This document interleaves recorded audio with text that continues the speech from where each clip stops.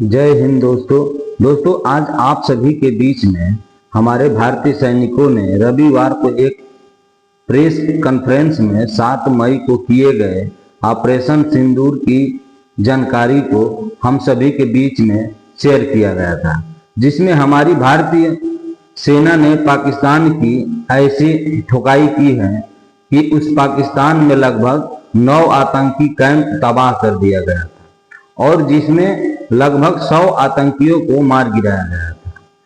ये तो पाकिस्तान वालों के लिए सबसे दुख भरी बात है कि नहीं दोस्तों, हमारे भारत के बाहुबली तीनों सेनाओं ने मिलकर ऐसा धोया है कि कुछ दिनों के लिए भीख मंगा पाकिस्तान अपने को सुधारने में ही लगा देगा। दोस्तों इस वीडियो को पूरा जरूर देखिएगा, क्योंकि इस वीडियो में पाकिस्तान को इस तरह से हमारे वीर सैनिकों ने धोया है कि इस वीडियो में बनाया गया है।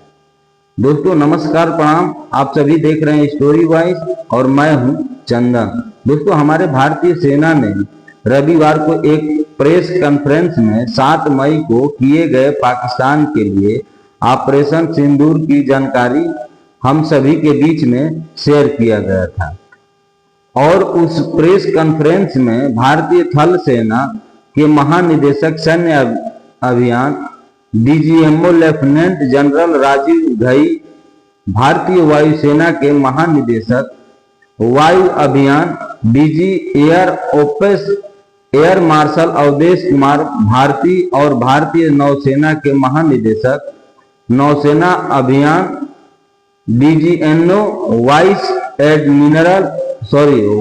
एडमिरल एएन प्रमोद शामिल हुए हैं और इन तीनों सेना के बड़े अधिकारियों ने बताया कि इस अभियान के तहत पाकिस्तान के ऊपर इतना सटीक हमला किया गया है कि इस ऑपरेशन के दौरान भारतीय सेना ने कुल 9 आतंकी कैंपों को पूरी तरह से ध्वस्त कर दिया गया है दोस्तों, जिसमें पाकिस्तानी आतंकवादी को ट्रेनिंग, ठहरने और घुसपैठ की योजना बनाने के अड्डे थे और हमारी भारतीय सेना ने ऑपरेशन सिंदूर से जुड़ी कुछ बड़ी बातें साझा की थी और इस वीडियो में आप सभी के बीच में बताने वाले हैं कि वह कौन सी बड़ी बात है। दोस्तों भारतीय थल सेना के महानिदेशक डीजीएमओ यानी लेफ्टिनेंट जनरल राजीव घई ने बताया कि ऑपरेशन सिंदूर का मकसद सिर्फ आतंकियों को खात्मा करना था और हमने लगभग 100 आतंकियों को खत्म कर दिया और इसमें से 3 बड़ी आतंकवादियों का नाम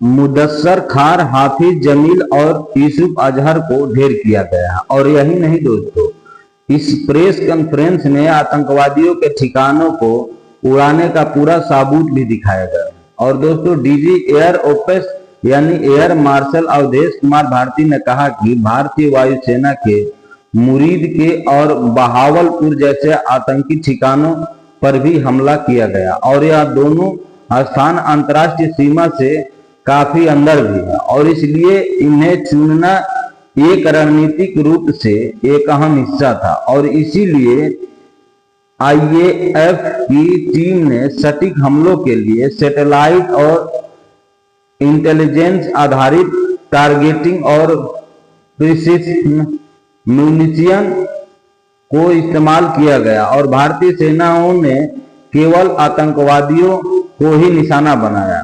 दोस्तों हमारे भारतीय वायुसेना के director general air operations air marshal Awadhesh Kumar Bharti ने कहा कि भारतीय वायुसेना ने बेहद सावधानी पूर्वक ही नहीं बल्कि आतंकवादी ठिकानों को ही निशाना बनाया और वहां पर कोई भी पाकिस्तानी नागरिक को हानि नहीं होने दी और भारतीय वायुसेना ने पूरी योजना से इस तरह बनाई की थी कि सिर्फ आतंकवादी कैंपों पर एकदम सटीक वार किया जाए। और उसके बाद एयर मार्शल एके भारती ने कहा कि भारतीय वायुसेना ने पाकिस्तान के मुरीद के स्थित आतंकवादी शिविर को सटीक मिसाइल से हमला करके पूरी तरह ध्वस्त कर दिया गया था। और दोस्तों भारतीय वायुसेना के DG air operations air marshal AK. Bharti ने बताया कि 7 मई को पाकिस्तान द्वारा की गई गोलाबारी में भारत में कोई क्षति नहीं हुई, क्योंकि एक कहावत आप लोग सुने ही होंगे, मूस मुतैहन लोढ़ा होगा, हाथी घोड़ा थोड़े होंगे। क्योंकि हम भारतीय वायुसेना रक्षा प्रणाली पूरी तरह सक्रिय और सतर्क थे, क्योंकि हमारी एयर डिफेंस तैयारियों की वजह से पाकिस्तानी हमले से कोई नुकसान नहीं होने दिया और हमारी सेना हर संभव खतरे का समय रहते ही बचने का रास्ता निकाल लिया था। दोस्तों, एयर मार्शल ए.के. भारती ने कहा कि 8 और 9 मई की रात को लगभग 10:30 बजे से पाकिस्तान की ओर से भारत के शहरों की ओर ड्रोन यूएवी छोड़े गए और 7 मई को जहां यूएवी भेजे गए, वहीं 8 मई को इनकी संख्या में कमी आई, क्योंकि इसका उद्देश्य सिर्फ निगरानी करना और नागरिकों को डराना था। दोस्तों, दुख की बात यह रही कि जो 3 दिन तक युद्ध चला वह एक दर्दनाक युद्ध से कम नहीं था, क्योंकि इस युद्ध में हमारे भारत के 5 जवान शहीद हो गए हैं। दोस्तों, DGMO lieutenant general Rajiv Ghai ने पाकिस्तान सेना द्वारा हुए नुकसानों पर अपनी स्थिति स्पष्ट की। उन्होंने कहा कि मैंने पहले ही लाइन ऑफ कंट्रोल LOC पर पाकिस्तान के 35 से 40 सैनिकों की हताहत होने की बात की थी। जब ऑपरेशन सिंदूर शुरू किया गया था तो पाकिस्तान सेना ने भारतीय सेनाओं को और भारतीय सशस्त्र बलों के बुनियादी ढांचे को भी टारगेट किया। उन्होंने कहा कि हमारे सभी पायलट सुरक्षित लौटे हैं। साथ ही कहा कि ऑपरेशन सिंदूर में हमारे 5 जवान शहीद हुए हैं। दोस्तों, भारतीय वायुसेना के director general air operation air marshal AK. Bharti ने कहा कि भारत ने पाकिस्तान के उस जगह पर हमला किया है जहां से उसे सबसे ज्यादा गहरी चोट लगे।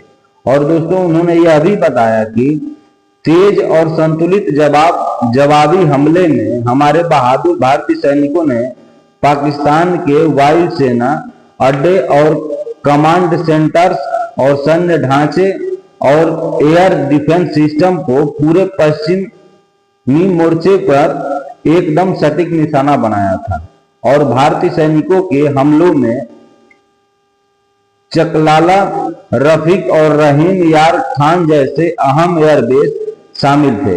इसके बाद सरगोधा, भुलारी और जेकबाबाद जैसे अन्य प्रमुख सैन्य ठिकानों पर भी हमले किए गए हैं। दोस्तों, हमारे भारतीय नौसेना के डायरेक्टर जनरल नोवेल ने वाइस एडमिरल एन प्रमोद ने बताया कि पहलगाम हमले के बाद भारतीय नौसेना की कैरियर बैटल ग्रुप सतह से लड़ने वाली यूनिट्स पनडुब्बियों और सैनिक विमानों संसाधनों युद्ध की पूरी तैयारी के साथ समुद्र में तैनात किए गए थे, ताकि अगर पाकिस्तान इधर से भी हमला करने की अगर कोशिश किया तो इधर से भी खूब धोया जाएगा। और दोस्तों, उन्होंने बताया कि आतंकवादी हमले के ठीक 96 घंटों के भीतर अरब सागर में कई हथियार परीक्षणों के दौरान हमने अपनी रणनीतिक और संचालन प्रक्रियाओं को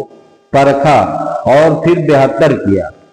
और भारतीय नौसेना की ताकतवर मौजूदगी ने बेटा पाकिस्तान को उनकी नौसेना और वायुसेना को और बंदरगाहों और तटीय इलाकों पर तक सीमित रहने का एकदम मजबूर कर दिया था और जिन्हें लगातार मॉनिटर किया गया। और यही नहीं, वाइस एडमिरल प्रमोद ने कहा कि हमारी जवाबी कार्रवाई संयमित, संतुलित, गैर उत्तेजक और पूरी तरह से जिम्मेदार रही है और हमने ऐसे ठिकानों को लक्ष्य बनाने की तैयारी कर रखी थी जिन पर जरूरत पड़ने पर हमला किया जा सके, जिनमें कराची भी शामिल था। दोस्तों, एयर मार्शल ए.के. भारती ने कहा कि भारत का मुख्य उद्देश्य दुश्मन को करारा जवाब देना था, न कि बॉडी बैग्स गिनना।